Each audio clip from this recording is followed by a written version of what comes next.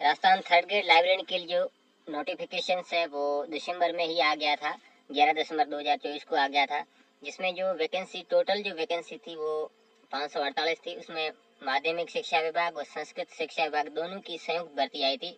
माध्यमिक शिक्षा विभाग में 500 पद हैं और संस्कृत शिक्षा विभाग में उसमें टोटल 48 पोस्ट हैं। उसमें ये गैर अनुसूचित क्षेत्र और अनुसूचित क्षेत्र में अलग अलग पोस्ट है आपको दे रखी है।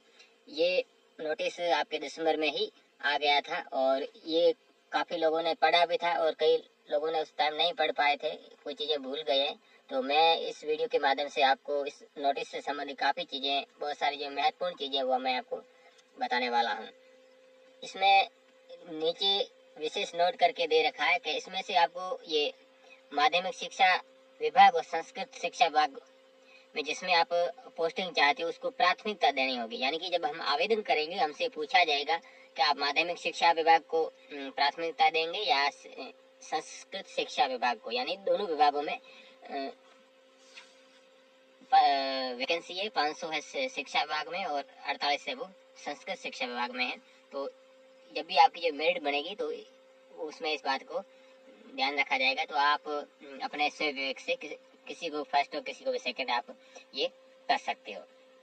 दूसरी बात यह है कि हम जब आवेदन जो भी करेंगे, वैसे सभी को पता ही है, जो हमारे जो आवेदन है वो SSO ID से भरे जाते हैं। बहुत सारे जो लोग हमारे में से जो आवेदन कर चुके हैं पहले से, जिन्हें किए हैं वो SSO के माध्यम से ही हमारे जो आवेदन होते हैं। और उसमें जो OTR कराया जाता है, वन टाइम रजिस्ट्रेशन, जिसमें 600 और 400 जो जनरल कैटेगरी के हैं या OBC के हैं उनके 600 का, बाकी SC ST के उनके लिए 400 का जो टोकन कटता है वो करके हमारा जो OTR वन टाइम रजिस्ट्रेशन होता है और उसके बाद दोबारा फीस नहीं लगती है। तो ये जो काफ़ी लोगों को पता है और जो नए लोग हैं उनको मैं ये बता देता हूँ। और उसके बाद आपके जो डॉक्यूमेंट वगैरह, जाति मूल वगैरह है, वो आपको इसमें डिटेल सही भरनी है जिसके SSO अपडेट नहीं है। बाकी जो OTR करेंगे तो उसमें 10वीं की मार्कशीट के आधार पर नाम, पिताजी का नाम सेम टू सेम आपको सारा रिकॉर्ड है वो इसमें एंटर करना है। और इस फीस की बात, अब ये जो पद आया ये जिलेवार आया है, आप इसमें जिलेवार पद भी आप देख सकते हो। अभी आवेदन हमने किसी ने किया नहीं है, तो जब हम आवेदन करेंगे तो हो सकता है ये प्रेफरेंस आपसे पूछ ले। हालांकि मैं कंफर्म नहीं हूँ, लेकिन पूछ ले। तो आप पहले ये नोटिस पूरा देखें, अपने जिलेवार कितने कितने पोस्ट हैं, कहाँ कहाँ पर आप अपनी कैटेगरी के अनुसार इसमें पोस्ट है वो देख सकते हो। ठीक है, ये प्राथमिक जो माध्यमिक शिक्षा विभाग में जो पोस्ट है वो जिले बताई गई। ये माध्यमिक शिक्षा, उसमें भी गैर अनुसूचित जो नॉन TSP के ये बताई गई है। और अगले पेज पे भी बाकी जो जिलों की है वो अगले पेज पे है। और ये बाकी वाले जिलों की, और ये जो TSP एरिया है, जो TSP के जिले है उनमें भी अलग अलग ये पोस्ट है वो बताइए। अब संस्कृत शिक्षा विभाग में भी आप देख सकते हैं, पहले नॉन TSP जिसमें 44 पोस्ट है और TSP में 4 पोस्ट हैं। ये जो पद है, कहाँ कहाँ पे कितने कितने रिक्त पद है, उनकी ये सूचना बताई गई है।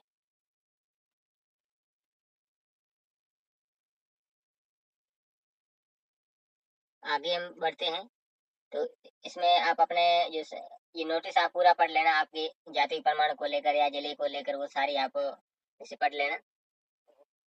जो जैसे कोई खिलाड़ियों के से संबंधित है वो आप अपने, जो भी इससे संबंधित खिलाड़ी हो वो आप इसमें जो सारी सूचना है वो आप अपने पर जो लागू होती है वो देख लेना। मैं जो कॉमन जो चीज़ें हैं वो मैं आपको बताऊंगा।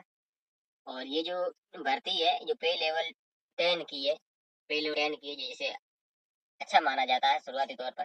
तो ये पे लेवल 10 की भर्ती है। अंदाजन देखा जाए तो कम से कम शुरुआत में जो लगभग 25,000 आसपास या प्लस ऐसा इसमें पेमेंट आपको जो थर्ड ग्रेड जो शिक्षक होता है उसके बराबर है, लगभग मिल जाता है। अब योग्यता की हम इसमें बात करते हैं तो ये मेन इम्पोर्टेंट है, ये चीज़ आपको सावधानी पूर्वक देखनी है। इसमें योग्यता क्या रहने वाली है, तो योग्यता को लेकर मैं बात करूंगा कि इसमें कम से कम आपकी जो योग्यता है वो 12th पास जरूरी है। सबसे पहले जो है वो 12th पास आप होने चाहिए, 12वीं पास आप होने चाहिए। आर्ट्स साइंस कॉमर्स कोई भी, लेकिन 12वीं पास होने चाहिए। उसके साथ आपने लाइब्रेरी के अंदर एक सर्टिफिकेट कोर्स होता है, 6 महीने का होता है, जो इग्नू कराती है, वो आपका कंप्लीट होना चाहिए। ठीक, या DLIS कंप्लीट होना चाहिए। एक और होता है BLIS, ठीक है। अब देखिए, जो DLIS होता है वो 12वीं पास होने के बाद ही होता है, वो 1 साल का होता है, ग्रेजुएशन के दौरान कर लेते हैं डिप्लोमा। BLIS होता है वो BA के बाद होता है, यानी BA BSc BCom जो ग्रेजुएशन उनके बाद होता है, वो भी 1 साल का है, ठीक।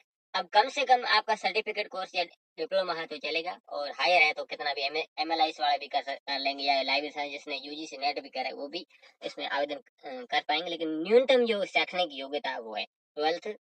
सी लिस्ट तो बहुत कम लोगों के होगा, लेकिन DLIS बहुत सारे लोगों का है, और काफी लोगों के BLIS भी है, तो ये आपके होना चाहिए।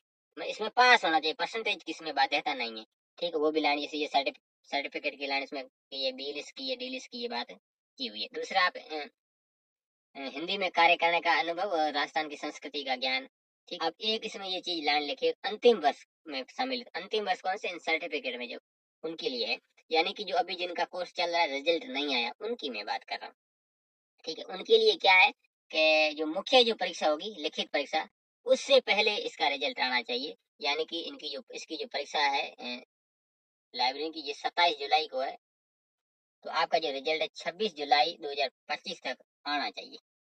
वो बात इसमें ये कही गई है, और उसमें नीचे भी इस बात का जिक्र किया हुआ कि उस जो परीक्षा की तिथि से पूर्व अर्जित अनिवार्य होगी, ठीक है। जी है। अब इस चीज को लेकर बहुत सारे लोग कंफ्यूजन रहते हैं, और मैं अभी कंफ्यूजन आपका अभी हाथों हाथ आपका कंफ्यूजन दूर रहता है। और वो हम आयु की बात करें कि आयु सीमा भी आती है, तो इसमें आयु की गणना है 1 जनवरी 2025 से कम 18 वर्ष और अधिकतम है 40 वर्ष, ये होनी चाहिए, कम से कम इतनी होनी चाहिए। और उसके बाद अलावा भी जैसे कोई SC ST का, उनको 5 साल की छूट दी जाती है। OBC वगैरह के जो है महिला को 5 साल की, और भी अन्य जो इसमें दिए हुए हैं। और उसके अलावा अभी 2022 के बाद कोई भर्ती नहीं हुई थी, तो उसमें +2 ईयर की आपको छूट मिलती है, क्योंकि बीच में वैकेंसी नहीं आई थी। तो आयु की भी जो जिनकी उम्र दराज 40+ ऐसे कुछ लोग हैं, उनके लिए भी 2 साल का और फायदा हो गया है। ये उम्र की हो गई बात। और ये जो आवेदन है, ये आप 5 मार्च से 3 अप्रैल तक आप कर सकते हैं। तो आपको मार्च के अंदर आपका आवेदन है वो हो जाना चाहिए, मार्च के अंदर आपको आवेदन कर देना है, ठीक है। और इसका जो एग्जाम होगा जुलाई को, वो फिक्स है। और एडमिट कार्ड है वो आपके वेबसाइट पर आ जाएंगे, वेबसाइट पर आप अपलोड किए जाएंगे, आप जिनको आप SSO से आप डाउनलोड कर सकते हैं, SSO से डाउनलोड आप कर सकते हो।